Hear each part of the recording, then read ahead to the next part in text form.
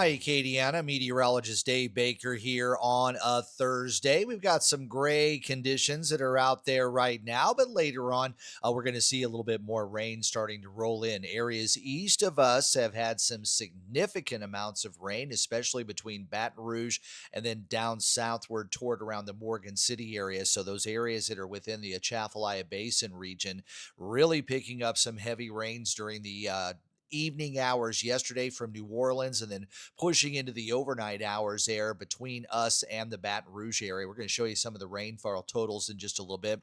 Also, going to talk about precipitable water. That's one of those tools we use as meteorologists. And when you look at some of the rainfall forecasts that are out there, you've got your average rainfall forecast, you've got your worst case scenario forecast, but I'm going to show you about precipitable water and how that comes into play and why we are concerned that we could see some really serious downpours with this tropical moisture that's out there, even though there might not be a lot of it out there right now. So we'll talk about that in just a little bit.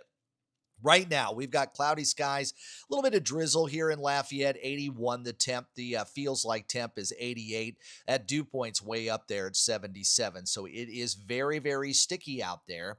And as we look at the radar, once again, we're seeing some moderate to heavy rain here just over the basin areas, just east of that Highway 90 corridor. There's New Iberia, there's Jeanerette, Baldwin, Franklin, and then Morgan City down here to the south. And these particular showers are kind of drifting their way very slowly off toward the southwest. So you can see that the heavy downpours are staying kind of in the same place. Fortunately, most of the heavy stuff that's happening right now is over the basin area, which is, of course, relatively unpopulated, but we are seeing some moderate rains now starting to come down over into eastern parts of St. Martin, Iberia, and into St. Mary parishes. I'm going to go ahead and take the Lake Charles radar here to give you a little better idea of what we've got going closer to home. But there's a lot more rain that's farther out. I want to go back over to the Slidell radar just so that you know that there are more showers out in the Gulf waters, and I expect more to develop in this particular area here and then start to work its way off toward the west. So I do believe the rain chances are going to stay high, and there's still the potential that we could see some flooding rains over parts of the region. And that's why we've got that flood watch in effect. So you can see that those rains continue as far east as the Florida Panhandle. A quick look outside, just a little bit of light rain and drizzle here in Lafayette. Traffic seems to be moving along okay up toward Alexandria and Opelousas. You're dry right now, and look at the onshore flow. Now, this is on the other side of that 93 L's low, which is now starting to move inland right around New Orleans east. So over in Orange Beach, you've got that brisk southerly flow. So if you've been watching Let's Talk Tropics over the last several days, you will see that the beach area has shrunk quite a bit as that onshore flow pushes that water up toward the coast. And it's a gray day over in Cocodrie, although that we have seen some rain out there this time around, and we're going to go ahead and see some more of that as we go through the next several hours. So next several hours, we're going to see more rain coming in that direction. And farther toward the west, it's a gray day over toward Galveston as well.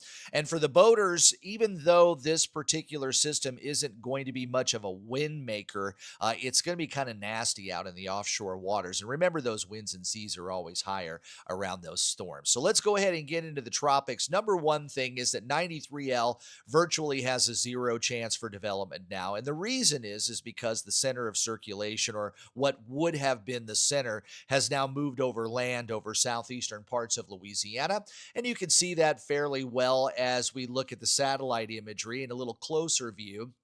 You can see that that low pressure area is right about here. So it's over around the New Orleans East area, and it's going to drift very slowly off toward the west-northwest, and then it's going to make more of a turn in that direction up maybe toward the north as we go down the road. So it looks like most of the energy from this system is going to be close enough to us, and the atmosphere is so incredibly moist that those heavy downpours are still going to be possible. And there is a lot of moisture there. You can see that over southeast Louisiana.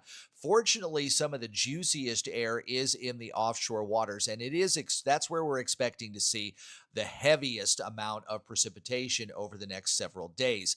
So there's a visible satellite, and you can see a little bit of a rotation there between the Chandelier Islands and New Orleans East. So the low itself, or the trough, is continuing to move off toward the west, and there's a lot of deep moisture that's in place right now. And there's the low on the surface map. Again, the winds aren't very strong associated with this, and it never made tropical depression status. But I still want to remind you, even though this is not a named storm, this isn't anything that's super strong when it comes to the winds. It's not very deep when it comes to the pressure, but it has a lot of moisture that it's carrying around. That's the baggage that it's got, and it's ready to drop that baggage and all of that rain over southeastern Louisiana, including parts of Acadiana. So there's the computer models. Again, if this were to stay a tropical type of system, this is the best guess, and you can see pretty much all the lines go right over New Orleans, westward to about, let's say, maybe Iberia, St. Martin parishes, and then it starts to make that curve off toward the north. But if you look at the numbers on there, you see the 24s. Let's see if I can get you a little bit more. See the 24s right there and the 48s right there. So that's how slow that's going to move. There's your initial position. This is where it's going to be tomorrow, and this is approximately where it's going to be on Saturday. So it's going to be with us for a couple of days. And as far as intensity, now that the system is moving over land, there's really not much of a chance that we're going to get a tropical depression out of this. But the flood potential is there. The excessive rainfall outlook for today through tomorrow morning is at the moderate range. That's level 3 out of 4, and that covers Lafayette, Vermilion, St. Martin, Iberia, St. Mary, and lower parts of St. Martin, and even western Terrebonne. But even that slight risk there, that's a 15% chance that you're going to see some flash flooding within 25 miles of any given point that's in the yellow, and it's a 40% chance for any given place that's in that reddish color that you see there. So the flood potential is there, and that's why the flash flood watch will remain in effect until 7 o'clock Saturday evening. So it kicked in this morning at 7 and will end on Saturday evening. So I do want to start with the National Weather Service's official forecast for the rainfall totals, and they have dropped just a little bit, but again, because I think these numbers have dropped a little bit, especially over Iberia and St. Mary, remember what it says up there is the forecast rainfall totals today through Saturday. So anything that parts of St. Martin, Iberia, and St. Mary or points eastward got during the overnight period, these are the numbers that are going to go on top of that. So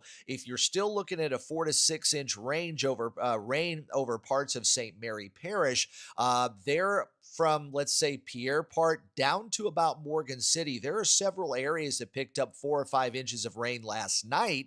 So if you add another 4 to 6 in there, that's where you're starting to get into some of those 8, 10, and 12-inch rainfall totals. Now, that's not going to happen everywhere, but I do think we're going to see a good 3 to 4 inches of rain over a large part of Acadiana, less as you go west or north, but as you go southeastward, that's where those rains are going to be a little bit heavier. Now, this is just one model. This is the NAM, the North American model, and it's the high resolution model. So it kind of pinpoints some areas again. And as I said, anything west of the I-10, let's say between Baton Rouge and New Orleans. So anything southwest of that line, anything south of I-10 that runs between Lafayette and Baton Rouge, and then basically the Highway 90 corridor. So anything that borders those areas are going to be seeing the largest amounts of rain. And this particular model is indicating that on parts of St. Mary and into portions of Iberia Parish as well. So that's where the heavy rains are going to be. And why I want to talk about this precipitable water thing here, and I'm just going to interact with this particular model, and this is the GFS. And if you're looking down toward Louisiana, I'm just going to kind of go back and forth here. You see the moisture coming in of the southeastern Gulf, and the precipitable water gets very, very high there once we get into the middle part of the day on Friday. So this is the look for Friday, and something I want to point out to you is what's called the number of the precipitable water. And on this one, it says 2.44. So that's basically the amount of moisture and the water vapor that's up in the atmosphere. Now and that's over any given one point.